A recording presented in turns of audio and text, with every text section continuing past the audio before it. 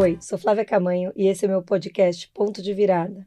Eu sou coach da época que isso não era vergonhoso e que falar de desenvolvimento humano não era tão batido. A gente trabalha hoje focando e falando sobre mudanças de vida, histórias que tiveram um turning point, coisas que acontecem na nossa vida que mudam a nossa trajetória. E é sobre isso que a gente vai conversar aqui. Estou super honrada de ter Natália Ariede aqui.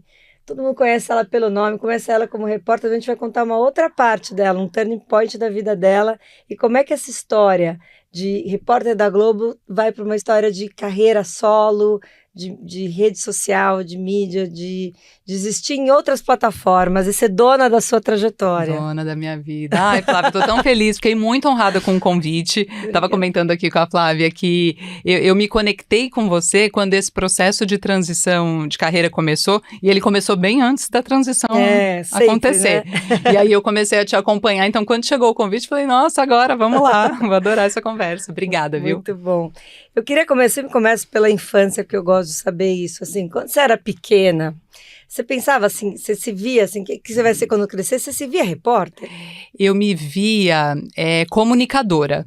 Já isso sabia. mas aí depois eu mudei um pouquinho e voltei. Vou te contar sobre isso. Mas desde pequenininha eu tinha muito contato com câmera, produção, estúdio, porque eu fazia comercial de TV. Ah, também fez uma boneca, né? Obrigada.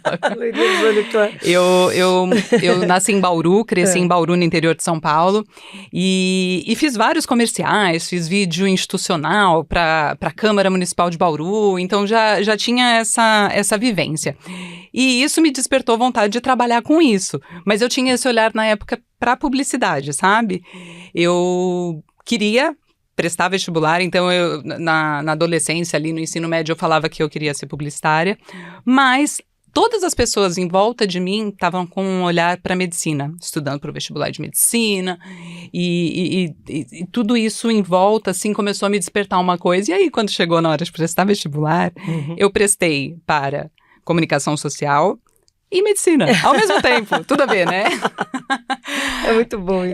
Mas eu acho, Flávia, que a gente não nasce necessariamente com uma vocação só, né? Não. E é um barato como às vezes as coisas elas vão se encontrar lá na frente. Então, eu não fiz publicidade, porque eu estava prestando vestibular para universidades públicas, né? E a Unesp, em Bauru, na minha cidade, tinha comunicação social com habilitação em jornalismo, não tinha publicidade. Falei, vamos experimentar isso aqui? Tô na minha cidade e tal, né? Vamos lá, se não der certo, volto atrás. E aí, eu não entrei no vestibular para medicina, entrei para jornalismo, e aí comecei a cursar, meio sem me obrigar a fazer até o fim, para ver se eu gostava, e eu gostei, né? E ainda na faculdade eu comecei a estagiar na TV. Então, aí já segui para esse lado direto, É muito interessante, porque eu ia brincar com você. Quando eu era pequena, eu brincava que era jornalista. Eu tinha uma amiga que andava atrás de mim fingindo que era o câmera. Que legal. E eu ficava fazendo entrevista no Dante Alighieri, no meu colégio. Que vergonha. Alunos do Dante, perdão. Na verdade, a gente ficava fazendo entrevista, porque a gente tinha um jornal escrito que chamava A Divina Comédia, brincando com a história do Dante Alighieri. E eu tinha duas colunas, uma que contava o que estava acontecendo no colégio e outra que chamava O Lado Místico da Coisa. Que legal! Eu fui lembrar disso quando eu fui preparar teu roteiro. Eu falei, gente, muito engraçado. Isso aí vai parar em algum lugar, você realiza isso em algum momento e tem um podcast para fazer. Exatamente, você está aqui entrevistando pessoas, é muito legal. E eu, com esse lado da medicina, super me realizei, porque em vários momentos da carreira eu consegui me dedicar a matérias e reportagens de saúde. Que massa! Então eu tive algumas temporadas no programa Bem-Estar, lembra? Eu quando lembro, era um programa de manhã.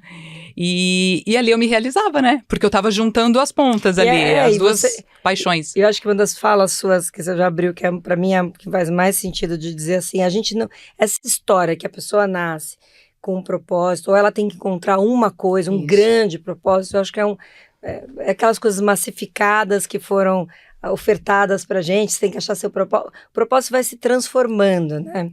E eu falo que o propósito é você usar seu talento a serviço do mundo, assim, você descobrir qual é e usando ele a serviço do mundo. E ele vai se transformando, porque a gente vai se transformando ao longo do tempo. E não significa que estava errado, né? Exatamente, ele era uma construção, né? Me conta assim, que dia que você olhou e falou, meu Deus, aconteci.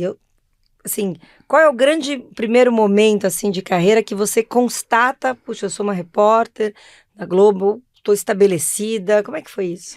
Eu acho que quando eu consegui dar o passo, Flávia, de ser contratada para trabalhar na Globo de São Paulo, porque desde que eu me formei, né, lá na Unesp em Bauru, era uma meta e parecia uma coisa assim, nossa, muito distante, sabe?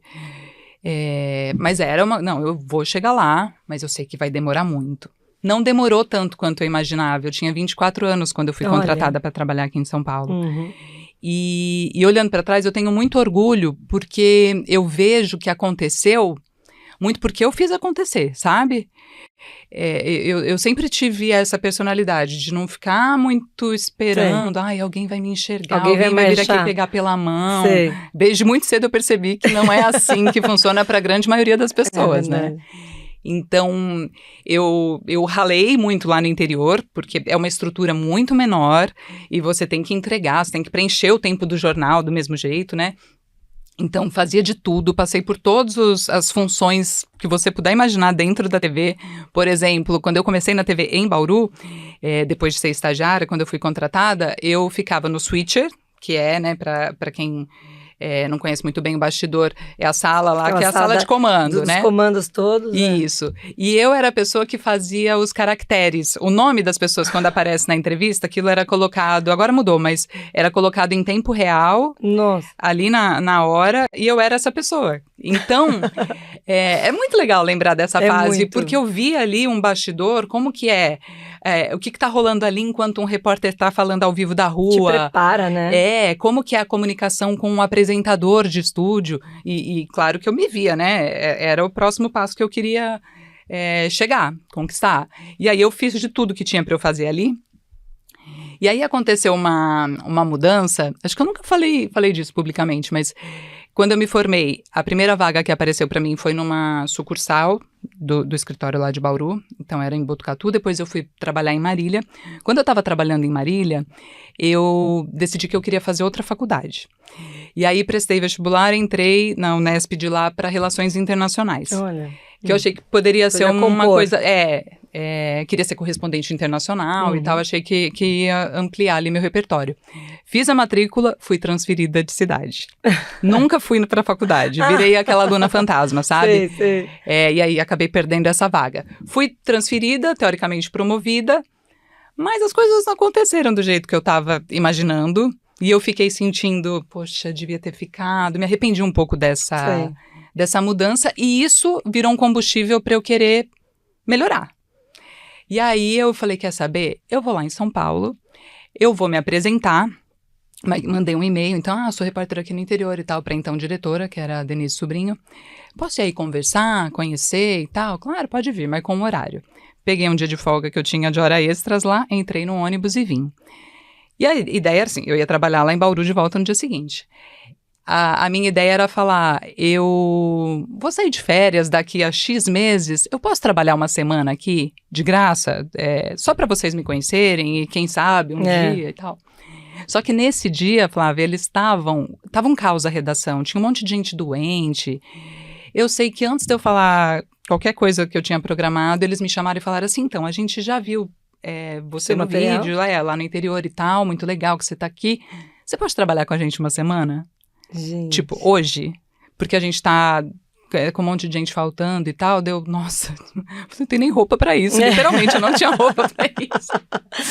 Falei, mas vamos lá. Ela falou, não, a gente pega um blazer, que na época a gente tinha aquela... Super, né? O dress code mais formal, assim. A gente pega do figurino emprestado e tal, e aí eu fiquei, e eu nunca mais voltei.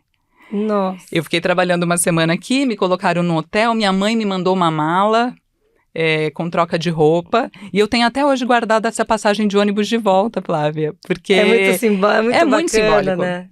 Mas eu vou fazer uma palestra na sexta-feira para estudantes no Career Day, né? E eu falar de carreira, tá? E uma das coisas que eu gosto de falar é isso, assim, entre o que acontece com a gente e a resposta tem um espaço, e esse espaço é a nossa capacidade de reagir sobre isso. Você podia dizer, não vim preparada, deixa eu... Sabe? Sim. Tem uma atitude que faz a coisa acontecer, que é assim, estar pronta, aberta, atenta, disponível, fazendo a leitura da oportunidade, que faz muita diferença na carreira, né? Exatamente. Essa disponibilidade de viver as coisas, assim, né? Você se moveu a isso, né? Poderia ter ela deu sorte. Não, você se moveu a isso. Você chegou para essa sorte acontecer, Ninguém foi lá me buscar. Ninguém te chamou para fazer isso acontecer, né? Não. Eu vim sem grandes expectativas, nunca, né? Nem nos meus melhores sonhos aconteceria dessa forma. Mas foi isso, a hora que veio eu falei, vamos lá, né, tremendo, mas fui. E aí coincidiu que era semana de segundo turno de eleições, então eu já peguei cobertura de eleições aqui em São Paulo. Logo depois teve aquele acidente na obra de Pinheiros, do metrô. Lembro. E aí caí naquela cobertura lá também, de passar o dia inteiro entrando ao vivo para todo lugar. E eu lembro dos colegas de externa falarem, sabe, olha... Você passou no teste, acho que você vai ficar. Só que aí tinha toda a questão de ter a vaga, não ter a vaga. Então eu fiquei 3 meses num limbo, assim, sendo funcionária de lá, meio emprestada para cá, esperando acontecer. E aí eu fui contratada. Muito então foi uma primeira grande realização, assim. O que você aprendeu sobre você sendo repórter? Nossa, que pergunta boa. Eu acho que eu aprendi a julgar menos as pessoas. Isso foi uma mudança que trouxe, mas aprendi que eu sempre tive empatia, Flávia, eu acho, de tentar entender e entrar na realidade das pessoas, sabe? E a reportagem, ela coloca a gente nesse lugar o tempo inteiro, né? O tempo inteiro. Das histórias que você não tá lá para tomar partido, você tá lá para ouvir todos os lados. E com um nível de emoção, né? Eu fico vendo as coberturas e falo como é que é se sustentar nessa emoção de transmitir uma informação, sentindo aquela dor ou aquela angústia, estando presente nesse momento, né? Eu acho que a gente tem uma capa ali que te blinda um pouquinho, porque senão você não consegue entregar o trabalho. Mas você também tem que sentir para entregar um pouco o trabalho. É isso que eu ia dizer, eu tenho essa percepção, assim, de que a sensibilidade que diferencia quem está fazendo uma cobertura prática, pragmática, importante de ser feita, mas da sensibilidade de uma palavra, de um jeito a se conectar, e acho que tem assim, eu olho para você, me remete isso, assim, de você ter sempre um olhar sensível pro que você estava cobrindo, para o que você estava fazendo, sabe, assim, não simplesmente entregando a informação que é fundamental, mas entregando também para nós a emoção, porque eu acho que tem isso, né, assim, a vida é a troca dessas emoções, na verdade, né? Exatamente, e eu acho interessante como, olhando em retrospecto, assim, o jornalismo foi mudando também nesse sentido. Quando eu comecei, era muito mais duro. Duro, né? Até a impostação de voz, o jeito de falar, né? Tudo. A roupa, né, já fechava a gente. No comecinho, eu não podia aparecer, eu não podia entrar de manga curta no ar, por exemplo. Agora você já vê com o braço de fora, o público também foi assimilando de outra forma, mas tudo isso, né, até a roupa transformou e foi abrindo a gente também, né, e tem muito mais espaço para você contar histórias com mais sensibilidade, mas acho que, assim, o limite é sempre, dentro do jornalismo, que você, como repórter, você não é o personagem principal daquela história. Então, são as pessoas, você tá lá para dar voz às pessoas, é a nossa função social, né, como jornalistas. E então é acertar a dose desse limite. Achar a medida, né? Mas eu já chorei ao vivo, né? Aconteceu durante a pandemia, eu tava grávida em home office, e eu fiz uma matéria, Flávia, sobre... De repente você até se lembra desse caso, lá no começo, um médico que estava há muito tempo sem ver a família, porque ele estava atendendo pessoas na linha de frente, ele tinha filho pequeno, e aí ele comprou uma fantasia de dinossauro. Eu lembro. Você lembra disso? Que ele se blindou ali dentro e foi visitar o filho, e aí a hora que o filho se dá conta que é o pai que tá dentro daquela fantasia, nossa, ele agora se emociona, dá vontade de chorar. Me arrepia de novo. E aí eu contei essa história, então eu gravei a entrevista com esse médico, vi, revi, compus e tal, a hora que eu entrei ao vivo pra contar. Embargou. Não teve como, assim, segurar, sabe? Sei. E tudo bem, em outros tempos isso seria um super problema, né? nossa, que absurdo, né? Que falta de controle e tal, mas Mas ali era um momento que estava todo mundo isso que eu ia diferente. dizer, te representa o que estava todo mundo sentindo. Eu acho que tem isso um pouco também, né? Sim. E a hora, como foi? Quando você começou a pensar, puxa, acho que essa história com a TV tá na hora de dar um move on, assim. Como é que foi pensar sobre esse outro capítulo? Foi um processo bem longo. Chutaria aqui, calculando que levou 1 ano e meio entre pensar e tomar a decisão de dar esse salto, porque é um salto, né? Eu entendo que essa transição, ela começou um pouco antes da pandemia. Eu acho que a maternidade me transformou bastante a forma como eu quero mostrar o mundo para os meus filhos, as conversas que eu quero ter com as pessoas, de sentir uma contribuição que nem sempre eu conseguia dar essa contribuição positiva, e não é poliana, tá, Flávia, mas construtiva, nem sempre o Hard News permite isso. Verdade. Né? Então, algumas coisas começaram a me deixar desconfortável, assim, das coisas que eu colocava, né, que eu levava, as notícias e tal, que são importantes, e sempre vai ter que ter alguém fazendo esse papel, que bom que tem alguém sempre fazendo esse papel, mas eu nesse papel, o negócio começou a não bater tanto. Quando veio a pandemia, e eu estava grávida da minha segunda filha, eu fui colocada em home office, e meio como café com leite, porque o repórter vai fazer o quê? Trancada dentro de casa, né? E nem me encomendaram nada, assim. Falaram, vê aí, traz aí alguma ideia, vê o que dá para fazer. E aí, eu sou muito inquieta, e ainda mais... mulher, grávida, mãe, eu não queria de jeito nenhum que parecesse que eu tava acomodada lá, tipo, tá lá de boa, né, em casa. Falei, não, alguma coisa eu tenho que fazer, tem que fazer. E aí me veio essa ideia de reportar sobre o que as pessoas que estavam em isolamento estavam passando. Porque os colegas estavam em campo, né? Sim. Estavam num super desafio, né? De máscara, em porta de hospital e etc. E numa cobertura super difícil. Né? Mas tendo que sair todos os dias, enquanto muita gente estava trancada e vivendo outros desafios. E aí eu comecei a fazer esse ensaio de entrevistar pessoas remotamente e colocar essas entrevistas no ar e entrar ao vivo de dentro da minha casa, que no começo... Agora é uma coisa super normal, né? Mas no começo era esquisitíssimo. Imagina. Tinha o cachorro que não podia latir, tinha o meu filho com 2 anos, o meu mais velho tinha 2 anos na época. E isso engrenou, Flávia, e começava a chegar a ideia de pauta, ou ideia minha, ou as pessoas trazendo sugestões, virou um quadro mesmo, né? Todo dia de manhã eu estava lá. Falando de coisas que até então não tinham espaço no jornalismo, né? Saúde mental, educação, mas com outros enfoques. Liberdade, acho que você começou a vivenciar uma liberdade. Uma liberdade, exatamente, uma autonomia ali. Autonomia. E a possibilidade de eu colocar o meu toque na forma como eu ia reportar aquelas coisas. E eu me conectei muito fortemente, assim, com muita gente, e esse retorno vinha pelas redes sociais, sabe? Então era uma coisa que alimentava a outra, e eu gostei dessa autonomia, de ser dona da minha agenda de pautas, das minhas pautas, e aproveitei muito profissionalmente esse período. Eu fiz mais de 400 entrevistas. Nossa. A gente colocou no ar ao longo desse período aí do isolamento. Até ensinar a fazer cabaninha dentro de casa.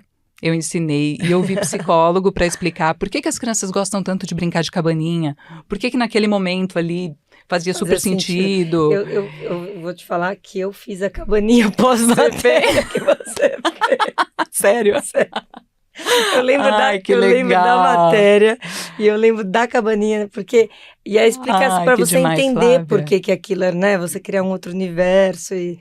Nossa, eu lembro totalmente da história da cabaninha. Foi muito marcante. E eu saí muito, não de uma zona de conforto, que ser repórter, né, de rua nunca é uma zona de conforto, mas eu me desafiei, me coloquei em papéis que eu nunca tinha exercitado ali, tipo, fiz pão ao vivo, cozinhei com a Palmirinha, ela na casa dela e eu na minha, e ela me ensinando uma receita, e eu nem sou da cozinha, sabe?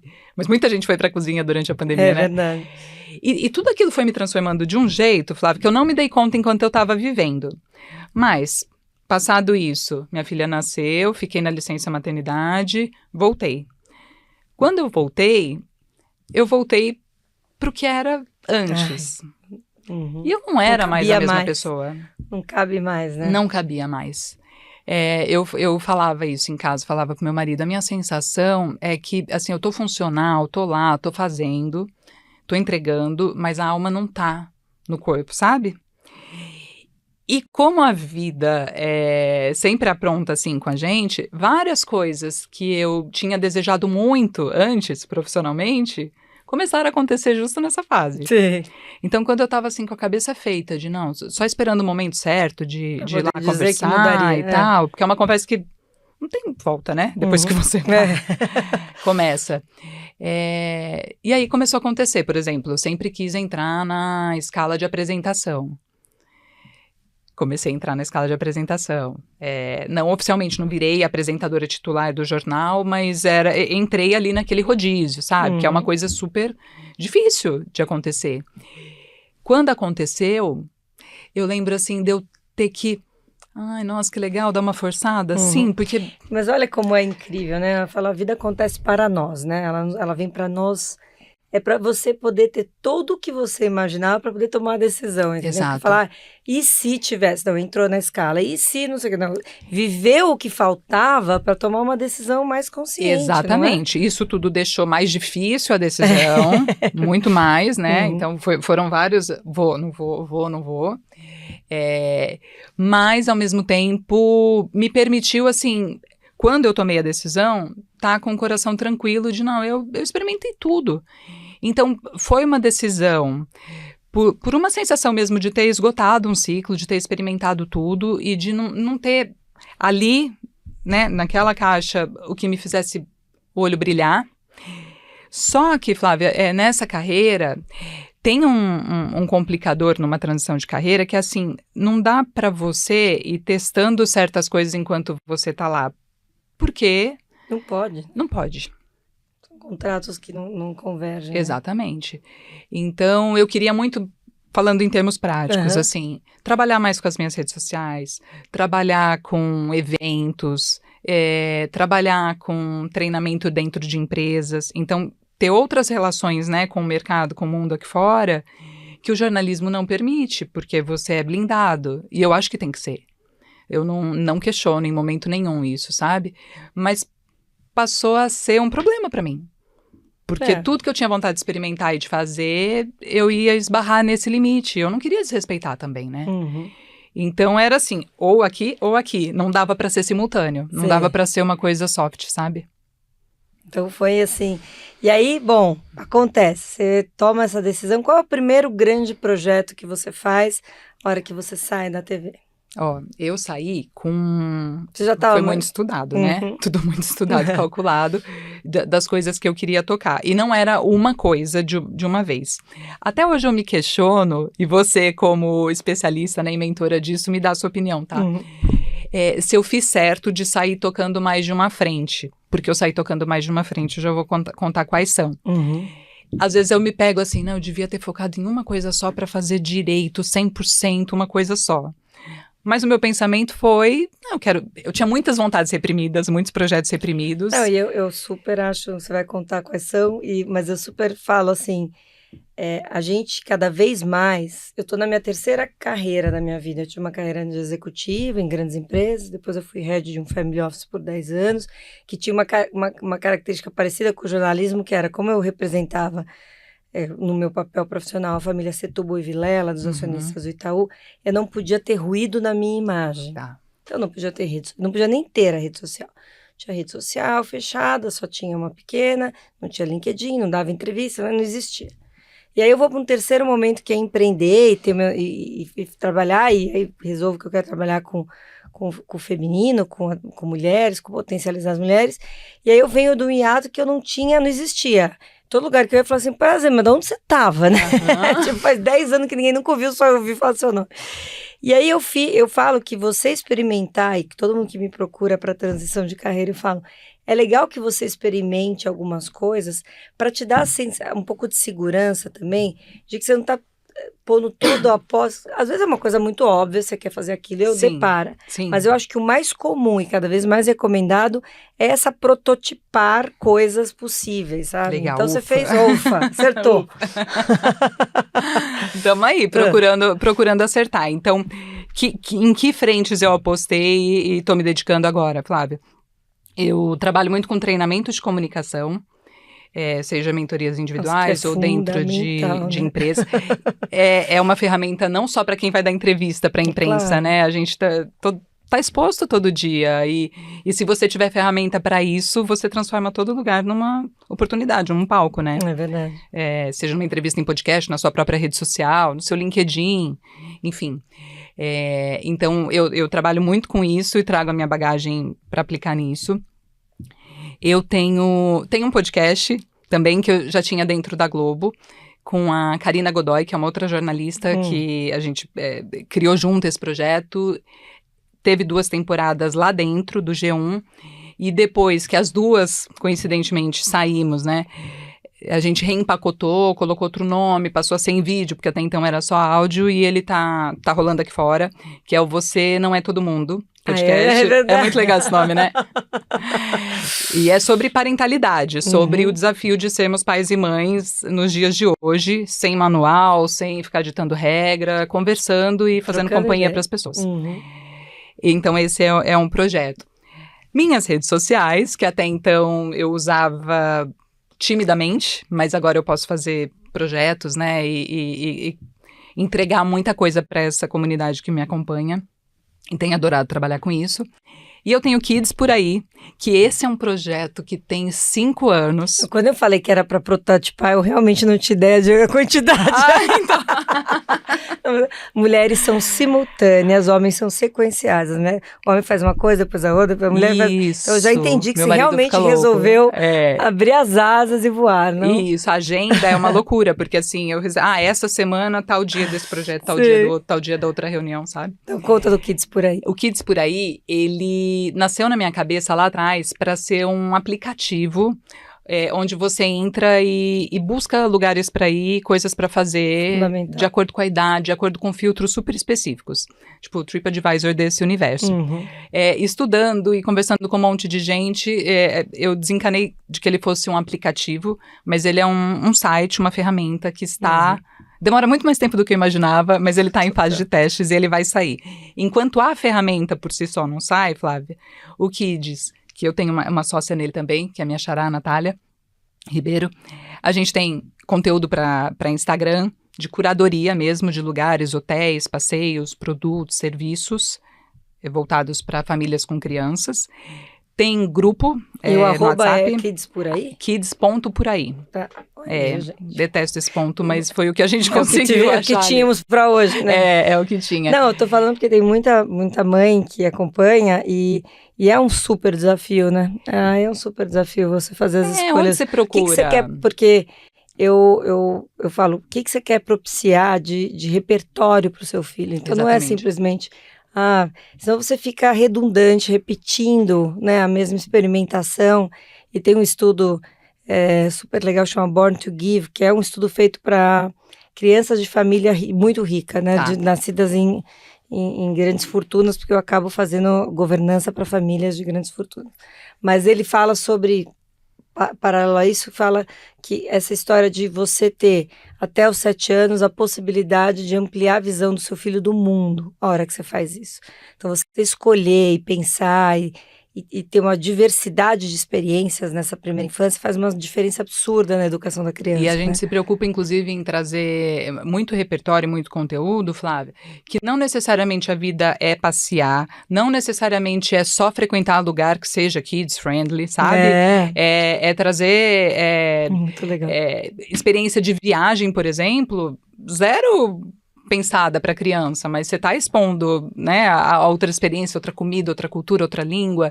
Então a gente traz bastante sobre isso. Então férias, claro que a gente vai trazer um monte de dica de passeio, mas também trazer que, a criança adora estar em casa, sem compromisso, sem horário, você não precisa encher a agenda o tempo inteiro, né? Mas é o que você está falando, tá me vindo uma coisa na cabeça. Você, apesar de estar empreendendo em frentes diferentes, eles se conectam, Totalmente, né? Porque Flávia. o aprendizado dessa conversa sobre parentalidade desdobra numa reflexão da necessidade do Kids por aí, né? Isso, e aí deixa eu até comentar que é importante, nesse processo de transição, que levou 1 ano e meio, eu busquei ajuda profissional, e eu tive uma mentora Que legal.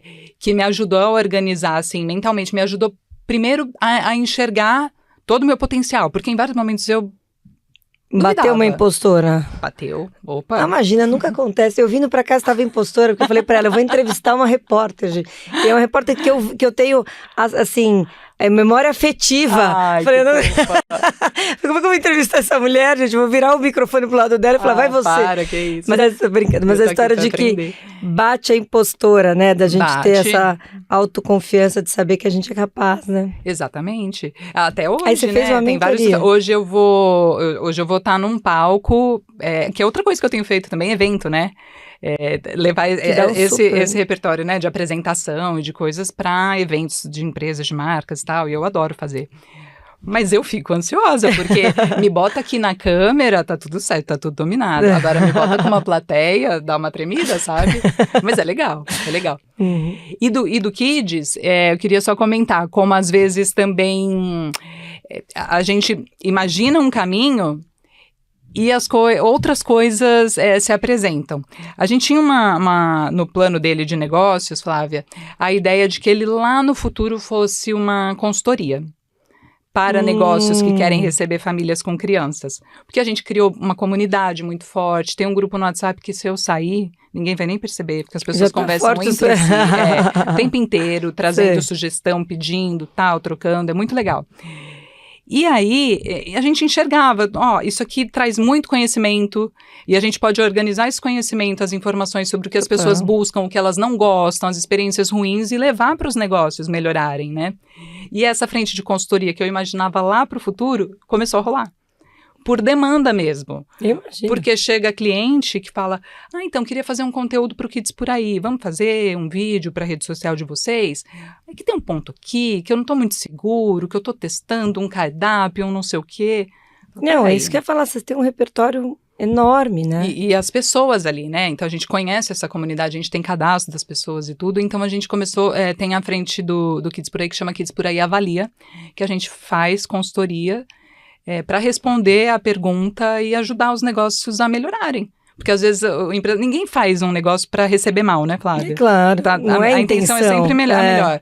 Mas às vezes é uma coisa muito simples que você ajusta, por exemplo, num hotel, o horário do restaurante Kids, que às vezes atrapalha a rotina das crianças, da família, a experiência, mas ninguém relata isso e... Eu falo, tem esse olhar, né, da gente escutar. Eu acho que cada vez mais a gente começa a entender que esses dados que a gente vai coletando nas nossas atuações são dados pertinentes para aprimorar o próprio, assim, o estímulo muda a própria própria influência do estímulo, né? Você muda o jeito de responder, Total. Muda a forma. E vocês estão coletando por várias formas. Quando escuta os pais pro podcast, quando faz, vocês vão criando um repertório, né? Exatamente. É apaixonante, assim. É muito legal. Eu tô muito feliz mesmo. E essa frente de pesquisa mesmo, de consultoria, nossa, eu não imaginava que fosse me realizar tanto. Mas sabe quando você sente que você tá fazendo uma ponte que é legal? Eu trago o repertório de entrevistadora na elaboração dos questionários, sabe? Nas perguntas que a gente lança para as famílias. E, de alguma forma, você está contribuindo para que as famílias tenham experiências melhores, né? Com as crianças por aí. Então, eu tenho, sim, esse dilema de, nossa, muita coisa ao mesmo tempo, mas eu já entendi que eu sou essa pessoa, já me perdoei, e vejo que tem, sim, uma conexão entre as coisas. Então, isso traz um pouquinho de paz nesse caos. Muito bom. Assim... Você tem a experiência da maternidade, você acha que foi o turning point dessa transformação? Se eu tivesse que pontuar assim, o que foi a coisa que virou? Porque você falou assim, a hora que veio, engravidei, aí na pandemia, você começa a equacionar a sua vida de outra forma? Você acha que esse foi o primeiro, foi o chamado? Eu acho que isso veio muito forte na segunda gestação. porque ela veio combinada com a pandemia, que me fez experimentar obrigatoriamente uma outra coisa. No primeiro filho, eu tive no fim da licença maternidade, assim, todo aquele drama, né, do puerpério, da volta da licença maternidade, não vai dar, não vou conseguir. Deixa eu aproveitar e falar uma coisa para quem nos escuta, vai dar tudo certo. Flávia, é importante falar isso. Porque assim, é assustador voltar da licença, você já não é mais a mesma mulher, a sua equação de valores é outra, a ponderação é outra. Mas você não enlouqueceu, você não se perdeu, você só está equacionando isso. Parece as suas que escolhas. Não vai se encaixar. Parece que não vai dar certo e dá. Eu tive uma equipe de 9 mulheres numa época da minha carreira. E eu pegava todas as licenças de volta de maternidade, chegava e dava a mão, falava, calma. Que sorte das mulheres que te encontraram nesse momento. Eu acho que é um reajuste, e eu acho que o segundo filho, ele traz, eu acho que o primeiro filho tem a adaptação, que é dificílima e tudo mais, e o segundo filho, eu acho que ele consolida essa percepção de, puxa, como é que eu vou equacionar? Eu acho que o primeiro filho você ainda tenta inserir no processo anterior, não sei se foi assim para você, né? Eu acho que sim, potencializou, né, tudo, mas eu acho que você trouxe um ponto super importante, deve ter muita gente acompanhando a gente que tem vontade de fazer uma transição ou que está nesse processo, né, e quando amigas ou mulheres que eu não conheço, mas que me seguem, vem conversar comigo, manda um direct, tô para voltar da licença, acho que eu vou fazer igual você, eu vou pedir demissão e etc. Eu sempre falo, não faça isso agora. Eu não dou esse conselho, Flávia, porque eu acho que é um momento de muita turbulência. E tudo que você está sentindo ali tá muito alterado, né? Por questões emocionais, por inseguranças, exatamente, que fazem todo sentido. Mas o conselho que eu sempre dou não é o momento da transição. Maravilhoso. Calma, volta, respira. Respira. Talvez você vá confirmar que não faz mais sentido mesmo, né? Mas eu trabalhei mais de um ano pós-licença maternidade da minha segunda filha para tomar essa decisão. E preparou, né? Que eu acho que é o mais importante, porque eu acho que a grande ponto é você se preparar, repertório do que você vai fazer, o que tem no mercado que já fala sobre isso, como é que você se sente motivada a fazer aquilo. Porque eu falo assim, uma das coisas que eu tô vendo você falar extremamente motivada, da frente e tudo mais, tem que ter alguma coisa que você fala, cara, isso me enche os olhos, exatamente. Isso me preenche. E se enquanto eu não tiver super monetizando com isso, porque a reserva financeira tem é importante que se preparar, também. Exatamente. Mas mesmo que eu já não saia ganhando rios de dinheiro com isso, eu vou me manter motivado, né? Total. É importante.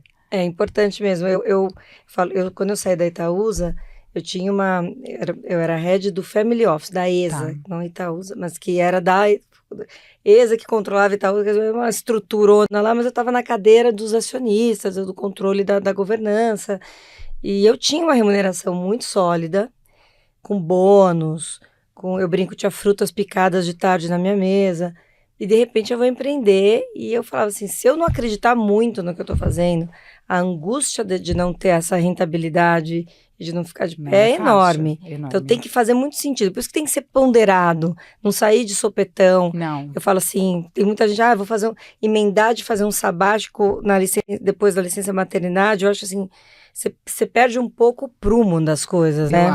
Eu acho. Tem que dar, vale a pena dar.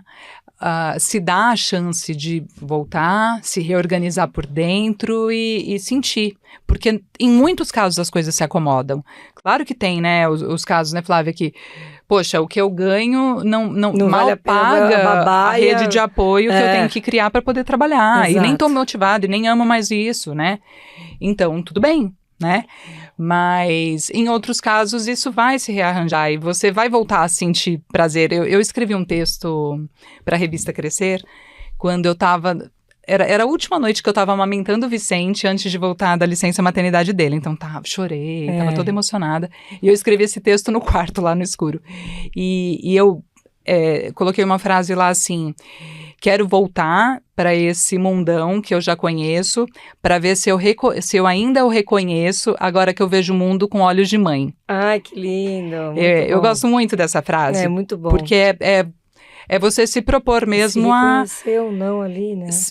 Se reencontrar, né? Ou entender quem você é a partir de agora. Mas também retomar aquela pessoa que foi a pessoa que escolheu ser mãe, colocar esse filho no mundo e tal. Não, eu falo assim, uma coisa que eu falo sobre desenvolvimento, porque coaching, né? Acabaram com... É vergonhoso, né? Hoje em dia... Eu brinco que se eu falo na mesa, as pessoas falam assim, ai, tadinha, que pena, né? Já foi um momento que olha que legal, né? Agora as pessoas se entreolham, falam, não deu certo. Mas há coaches e coaches, né, gente? Vamos combinar. Mas uma das coisas que eu falava sempre, quando começou a pulverizar e todo mundo fazendo coaching em todo mundo e tal, era que assim, as pessoas iam fazer o coaching e faziam uma mudança e jogavam tudo pra cima. E eu sempre falo assim, as coisas estão acomodadas na gente por razões. Os defeitos nos servem, não é só as qualidades. Exato. Então, essa acomodação, ela precisa ser respeitada. Você vai fazer uma transição pós-maternidade, você somou aqui em cima uma série de novos sentimentos, responsabilidades, mas ainda tem um ser humano ali que sustenta tudo isso, que existe na sua essência, nas suas crenças. Então, assim, se jogar tudo ao mesmo tempo para cima e depois para pegar de volta, eu acho que desestabiliza muito mais. Então, eu sempre falava, quando as meninas queriam sair, dizer, ou a babá faltou, desesperada, que a gente sabe o que é isso, né? Sim. Você faltar a tua rede de apoio, você tem que ir trabalhar, desesperador. Fala, calma, não vai dar hoje, vamos tentar resolver hoje. Não é o momento de tomar a grande uma decisão. decisão, é um momento de reflexão. Você acha que você encontrou agora um caminho para deixar um legado do seu trabalho? Eu acredito, Flávia. Eu me sinto assim, sabe? Dando uma contribuição e superando uma coisa que era um temor muito grande. Eu conversei com muitos colegas que tinham saído da Globo, né, antes de mim. E todos me alertaram, Nath, bate um negócio, porque é um sobrenome, né? É um crachá que tem muito peso. Muito. E durante 2 décadas eu fui a Natália Arede da Globo, a moça da Globo, né? E então é um processo interno mesmo, você se reconhecer e reconhecer seu valor, independentemente do crachá, né? Reassumir o seu sobrenome, o seu nome. Mas eu fico muito feliz quando eu percebo que as pessoas que me acompanham entenderam o movimento. Algumas ficaram bravas, teve gente que não se conformou. Mas como assim? Eu estava acostumado com você e tal, como que você faz isso? Agora que você estava apresentando. Desculpa, né? Mas tem essa cobrança, até para a família, né? É um choque a mudança. Mas eu sinto que eu estou... Da minha forma, de uma forma com alcance menor do que de uma televisão, mas com um tipo de conversa que eu quero ter. Seja no podcast, seja no Kids Por Aí, que seja construtivo. O mundo é difícil, as coisas são difíceis, tem vários desafios, mas eu sempre quero me colocar nesse papel da conversa que agregue. Positiva. Então, tô criando os meus canais para isso e que bom que hoje em dia a gente tem tantos, né? Que bom, né, que a gente tem. A pergunta que eu fecho todas as vezes é uma pergunta assim, de que quando era pequena, imaginava até onde você ia chegar? Você tinha um sonho grande assim? Ou foi as coisas foram acontecendo? Tinha uma hipótese na cabeça ou era... É que você já viveu desde pequena, que nem a Angélica, né? Que a Angélica fala, nem sei, nem parei para pensar nisso, porque já era... Desde pequena estava muito envolvida em comunicação, mas você tinha um lugar ali, um olhar? Ai, eu acho que o lugar que eu queria era ser uma jornalista, comunicadora reconhecida, então acho que eu cheguei onde eu sonhava, assim, estar. Mas... vejo muito isso, Flávia, que é ralando, é ralando mesmo, então, e valorizando cada passo, porque nesse mundo de hoje em dia, e das redes sociais, com as carreiras perfeitas e meteóricas, loucura, e né? sucesso o tempo inteiro, a gente sempre acha que não está suficiente, né? É verdade. Então, acho muito importante e me cobro, porque eu também tenho essa tendência de não celebrar as pequenas conquistas, sabe? De cada projeto. As coisas... É muito fácil atropelar, né? Verdade. Então, acho que a Natália pequena teria orgulho, assim, dessa trajetória. Não imaginaria uma mudança grande nesse script. Essa parte empreendedora, ela não tinha noção de que existia, de que seria capaz, mas teria orgulho, né, de ter ouvido o que estava ali dentro, também, de ter me ouvido, né? Eu tenho orgulho disso, apesar dos desafios todos que existem, mas de ter a coragem mesmo. Tem uma amiga que fez uma transição que ela fala, mas eu não acho que é sobre coragem. E eu acho que é muito sobre coragem. Também acho. Muito sobre coragem, né? É muito sobre coragem, acho que muito sobre propósito, assim, sobre você achar algo que você vê que você está entregando, e eu te escuto e sinto isso, assim, você achou uma entrega relevante, importante, que você pode usar seus talentos, seus dons, sua sensibilidade, seus skills de jornalista para entregar alguma coisa num recorte afetivo, cuidadoso, que talvez não existisse, esse produto não existisse, você está entregando ele para o mundo. Sabe? Exatamente, que tem o valor, né? E o feedback que eu tenho é esse. Então, é isso. O próximo passo é que meus filhos tenham orgulho, né? Disso que eu estou construindo. Espero que eles tenham. Muito obrigada. Obrigada eu pela te agradeço, Flávia, pelo convite. Parabéns pelo projeto. É muito inspirador. Eu consumi muito esse tipo de entrevista e de conversa quando eu estava lá com as minhas inquietações e é muito importante, faz muita diferença. Parabéns. Tá certo, obrigada.